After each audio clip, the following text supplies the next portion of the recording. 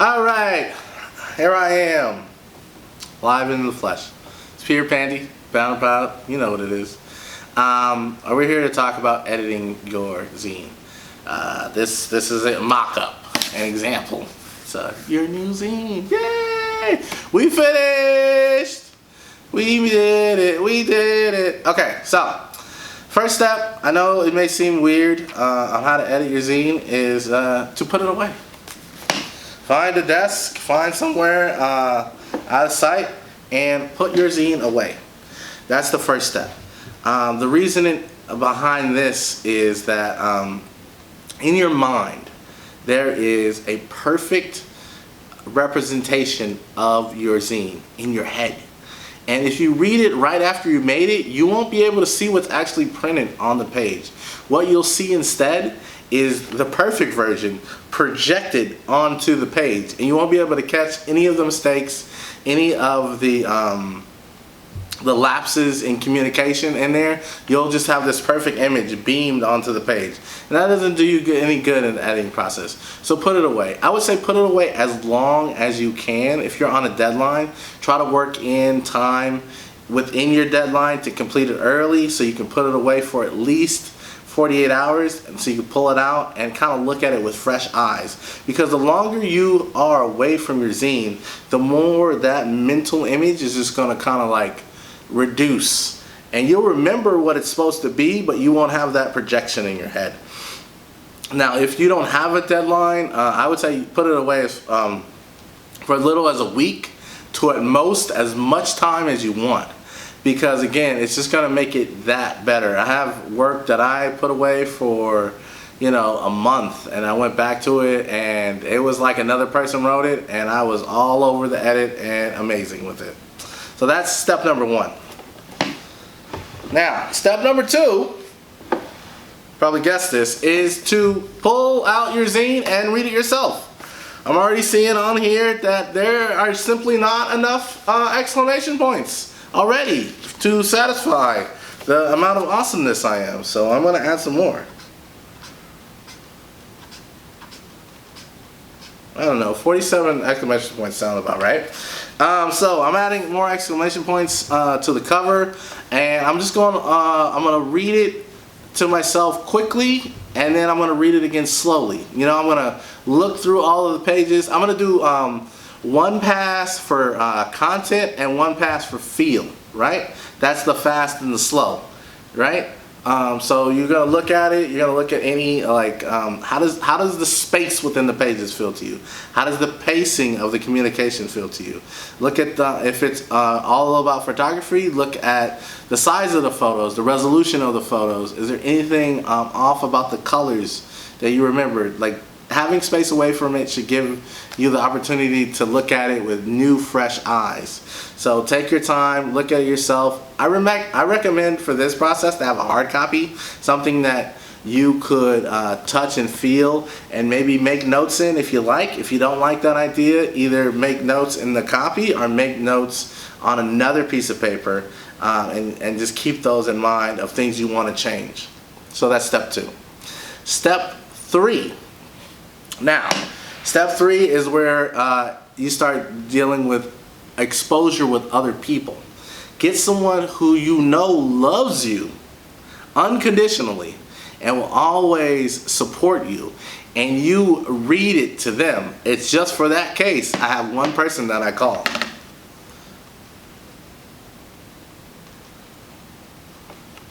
Hello, Mom?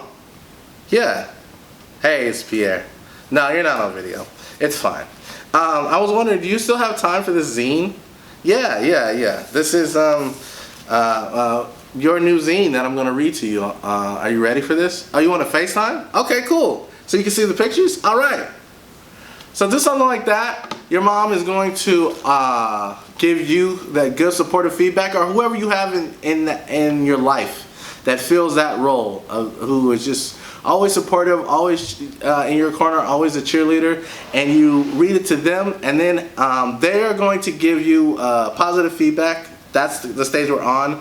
But also ask them questions. Does it make sense? What was your favorite part? How can I make the other parts just as good as your favorite part? You know, what would you add? What would you change? Is there anything that feels like it's missing? Have a list of those 4 or 5 questions to ask that super supportive person after you after you read it to them or expose it to them or give them a copy. It's good to do this kind of like in person, you know, because you kind of get that immediacy of their reaction. You can tell when somebody's like intently listening, you know, kind of reaching for their phone or something, and kind of make some mental notes of, you know, what parts of the zine did they find most exciting, and does it have the cause and effect that you wanted? If it's a funny part, did they laugh? If it's a sad part, did they need a second? You know, if it's some kind of historical fact that you're conveying that they don't know enough about, were they interested? Answer these questions, and so you're taking 2 notes. You're taking an in-person notes of their reaction to your reading or your communication of the zine, and then you're asking questions afterwards. But for the most part, this is a person that's going to give you positive feedback and empower you on your journey of editing your zine. After you got the feedback from someone who loves you unconditionally and will always empower you and give you positive feedback, find a person, excuse me, find a person who loves you but would always give you the harshest feedback. Always give you very critical feedback. You know, find your best friend, the one who you guys have, you know, competed with, the one you guys have interacted with, the ones who gave you, you know, that really great dating advice. Find that friend. For me, it's my dad, who's just gonna he's gonna support you, but he's also gonna say, is this supposed to have your name on it? Where's your name? Isn't it supposed to have the inside where you dedicate the book to me or to my mom or something like that? So get that person and sit down with them. Again, in person is best, and get that feedback from that person. And so read it to them out loud. And these multiple versions of you reading to people out loud will allow you to catch some things, because reading out loud for a small audience, you will hear how it sounds, how it flows, how it lands on their ear, and you will find like little things you want to tweak in there yourself. Hey, okay, I missed you, even though we were just there. Let's talk about the last and final. Okay. Let's talk about this. The creation of your zine will take some time, some period of time, some really distinct period of time. The editing of your zine can take as long as you want. The distribution, this next phase of your zine, can be endless. This is an endless phase of your zine right here. We're on distribution now. So what distribution means is getting your zines in front of people's eyes. Now, I like to think about this like a target, where it's, you know, a target is all of the different circles that get wider and wider and wider. And as the target starts, you're at the center of the target, but you really can't, you know, distribute to yourself because you already know what's in it. Yeah? Makes sense. So the first people you want to target on the target, hey, is friends and family, right? You get the people who have been around you the longest. That's the target, is proximity, right? You get that other little bit wider circle to the bullseye, and you go and you get hard copies and you put it in the hands of your friends and family, and you say, I made this, you know. And whether or not you charge for it or don't charge for it, put it in your hands. Get that exposure. Get that added feedback. You know, these things have volumes. These things, additions, not volumes. Additions and volumes, actually, because it could be this edition of it. You can go back and edit it more if you want, and then you could have a volume 2 if you think there's more you want to talk about the subject. So keep that in mind. That will help putting your zine in people's hands and getting that feedback and getting that increased exposure. Put it in grandma's hand, put it in godparents' hand, put it in your play cousin's hand. And make sure that everyone you want to share it with gets a copy that you know of the zine. The next level is to look into online contests. A lot of people are looking for content right now because the entertainment strategy of the world, our resources have changed because of COVID-19. So a lot of people are doing contests. So go online, look up contests, look up people who are gonna pay you for your work, your hard work. And I would say, me personally as a creative person, I know a lot of freewritingcontest.com, freedomwriters.com. There's one called Issuu, ISSUU, that offer payment for content. But there's a lot of free ones, and there's a lot of ones that are going to ask you for $5, $10, and then you have to mail it in yourself. I'm a person who enjoys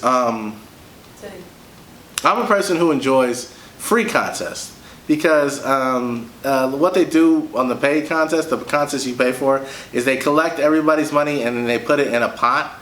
And to me, that's just not how I like to get in the contest. I like everything to be free, the pot to be stable, like you want it. So like, if everybody pays $5, depending on how many people contribute, that's the size of the pot. And I was like, I want to contribute to somewhere where they're paying out $50 for every photograph or poem or thing they like. And these contests, they offer either physical, they'll be able to offer money or physical copies of your zine, or publication of parts of your zine or work in the thing that they publish. So depending on what you want, if you just want the money or you just want more copies of your zine, then apply accordingly. Next one will be virtual zine fests. Again, because of COVID-19, there's a lot of zine festivals that used to be happening in person are now happening online. So type in virtual zine fest and a plethora of things will come up. And this is your opportunity to reach out to other creative people, and creative people who are on that next level of not just creating zines, but they've created space for people to trade and interact with zines. So even if you are not meeting these people in person this year, you could get on the board, you can get on the panel, you can find out more about how they operate and how they work, get exposure, get excited. Meet new people, meet other creative people, find a community of people who are into expression, into trading ideas, into this format of expressing themselves. And like I said, there should be volunteer opportunities, there should be online presence. Make sure when you're reaching out to people and sharing your work with them, make sure that they have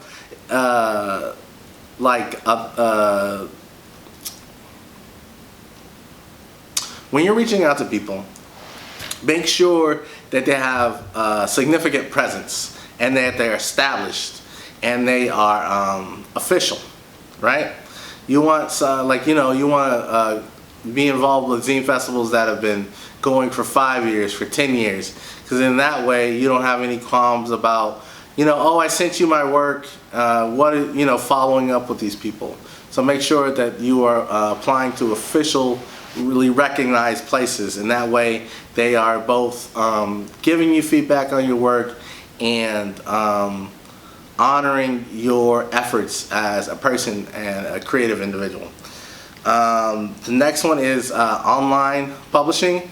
That's like on the outer side of the circle. Because of the internet, the reach of your efforts is endless. It's easy to put the zine into grandma's hand, and it's harder to put the zine into someone's hand who lives in Sweden or Korea. But if you go online and have a digital representation of your zine online, it's easier to do it in that format. So Amazon has something called Create Space. You can get it on Amazon. Everybody has Kindles. I have the Kindle app on my phone. That's why some of my stuff is on Kindle.